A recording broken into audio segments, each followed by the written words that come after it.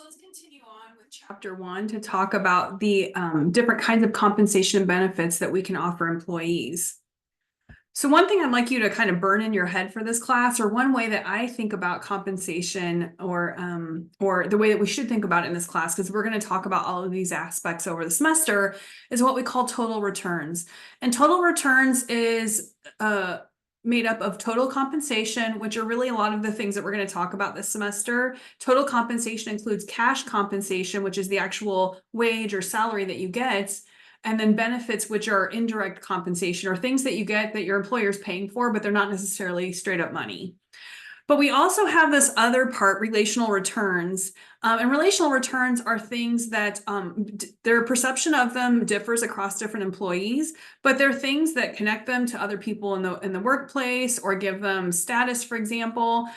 The way that you can think about this is total compensation is sort of the tangible things that we can provide employees, but relational returns are intangible, but it also makes them a little bit more difficult for organizations to manage because they are perceived differently by employees, but also a lot of it depends on the people they're working with and the kind of work they're doing, which may or may not be completely controlled by the organization, or at least the organization doesn't focus on one employee and thinking about how that employee's work area and the people they work with is influencing the way they see their work in the organization or the way they're compensated. But both of these, total compensation and relational returns, are important for employees. And I would say sometimes even relational returns can be more important if you think about a time where you may have had a bad boss, for example.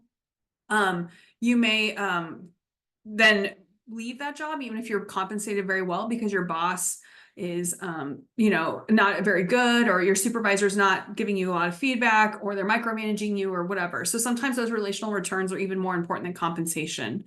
So let's go through the elements of the compensation. The base wage is the compensation employers pay for work performed. So this is probably, when you're thinking compensation, this is the thing you're thinking about, is base wage. It reflects the value of worker skills, and we'll talk about how organizations determine that later this semester. But it ignores employee differences like race and gender, which shouldn't affect the performance of those employees in their jobs. One thing I'm going to mention here, but you don't need to freak out about remembering this rule just yet, is that salary and hourly wages are slightly different things. But they're both kinds of base wage. A salary is generally referring to people who are exempt from the Fair Labor Standards Act regulations, especially those around overtime pay. I do not expect you to know what FLSA is now or how it operates, although you've seen it if you've taken the human resource management class. You have seen this before. Hourly workers can earn overtime pay. Salaried workers generally don't, but this law tells us which kinds of workers, regardless of how they're actually paid, if it's on an hourly basis or salary basis, should be able to get overtime. We also can give other kinds of increases to people's pay that can either increase their base pay or increase their pay for a certain period of time. A lot of companies in the last few years have been doing what we call COLAs, or cost of living adjustments. These can be done because other employers are starting to pay more for that same job. And so you want to keep your employees and you want to keep your pay competitive. A lot of times in the last few years, especially with inflation, it's because changes in living costs are going up. So you need to pay your employees more so they can maintain kind of the spending level that they would have, or the lifestyle that they have, without losing money just because you're not paying more. And also, if you have employees who are getting, degrees or certificates or learning new skills, a really popular one now is artificial intelligence, you may actually increase people's pay as well because of that experience or skill. We also merit increases. These are based on your performance. Generally, it's a more general measure of performance. So something like performance feedback or a job evaluation that you might have annually or quarterly or every 6 months, depending on what organization you work for. Merit increases increase your base pay. So once you have that merit increase, your base pay has gone up forever. A merit bonus works very similarly. It is based on performance, but it's just a lump sum for the quarter or the year that you're being paid for. So it doesn't stay in your base pay. Your base pay does not go up forever. And so if you could choose, you would want a merit increase because it'll increase your base pay. But if you can get a merit bonus, no one's going to complain about that either. We also have incentives, and incentives are a little bit different from merit pay because incentives are tied to like very specific objective measures of performance. So one way that you can think about this is salespeople are often paid by incentives because they get so much money for every sale they make, for example. Factory workers often have incentives for every widget they make so much money. These do not increase base pay, but it does make your pay fluctuate as you perform or meet these objective standards. And sometimes what happens is some workplaces, as you meet a standard, will increase the standard for the next performance period. So that's to kind of push or challenge employees. That can also be kind of aggravating if your pay is sort of based on how many widgets you're making or how many sales you make. It can be re-earned each period. And because it's explicitly used to influence future behavior, employees almost always know exactly how much they're going to get paid for a specific widget they make or a sale they make or whatever it is that their objective standard is tied to. And these standards can be tied to individual, team, or business unit performance. It doesn't have to just be the employee alone. We also have long-term incentives. This is where CEO pay comes in, where you want employees to focus their efforts into the far future. So not just now or not the next 6 months or year, but like several years into the future. Usually this looks like stock ownership or stock options that employees can then buy into the shares or the stock for that company. And for CEOs and sometimes other executives, it's the largest component of their pay package. So let's switch over from cash compensation to benefits now. There are different kinds of benefits our book talks about, and we'll learn more about these later in the semester.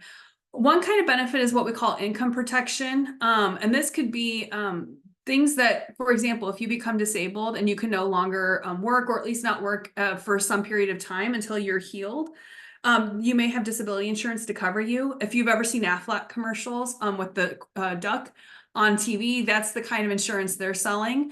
You can have unemployment insurance. Many states have lots of different regulations around unemployment insurance, but when you've lost your job, that's at least some money or some income that you can have while you go and find another job. Another popular one that if you've ever had a job where your job contributed to Social Security or your own Social Security, employers have to make half the contributions to Social Security. Employees make half, employers make the other half, and then you'll see it actually on your pay stub how much has been contributed to Social Security. So those are kinds of income protection, either income protection while you're actually of working age or for Social Security when you've retired from work. We also have other common benefits like medical insurance, retirement programs, life insurance should something happen to you, or savings plans that we provide employees. Many of these are not necessarily required and they differ from company to company, but also from country to country. So in the US, for example, we don't have some kind of federal healthcare insurance program for working adults. We do for Medicare and Medicaid for people who are older or who have disabilities.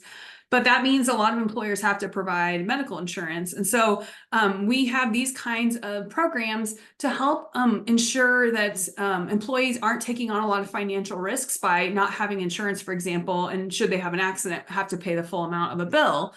It also, a lot of companies provide these not only to attract employees, but because they can get a cheaper price for these plans than individual employees could if they went out on the marketplace to find it on their own.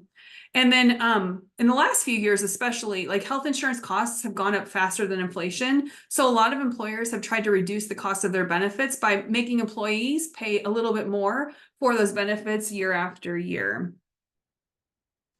We also have work-life balance benefits that some companies provide, and I would say that these are increasing since the pandemic especially.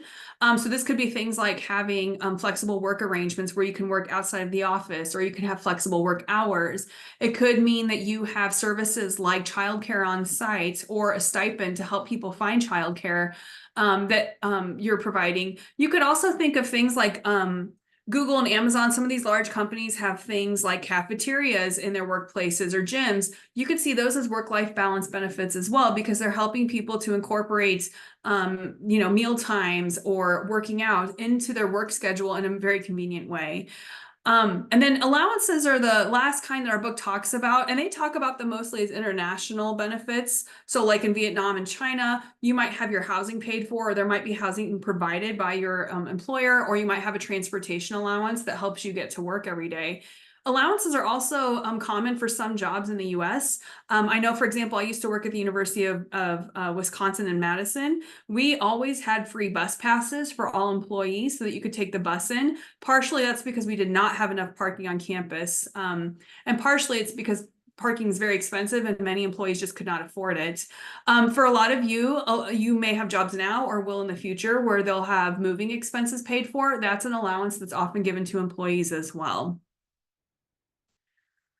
So let's go to that other big chunk of the kinds of total returns that employees get, and that's those relational returns. These are the intangible returns that employees get. So things like recognition and status from your job, having employment security and stability, having challenging work or challenging assignments that really push you to learn new things or use your skills in new ways, and opportunities to learn. These are often a lot of the kinds of things that younger employees really want in their jobs, and they will switch jobs just to get some of these opportunities, especially those to learn and to have challenging work to push their careers further. But we have to be careful when we're interviewing employees, because the other thing is if people are asking only about the tangible benefits we provide, compensation and benefits, but rarely ask about these other kind of relational returns at the workplace, we may have a bias that's called motivational purity bias, where we think that those job candidates are only motivated by money. And so we think that they're not very well motivated for the job, and then we don't always consider them for working.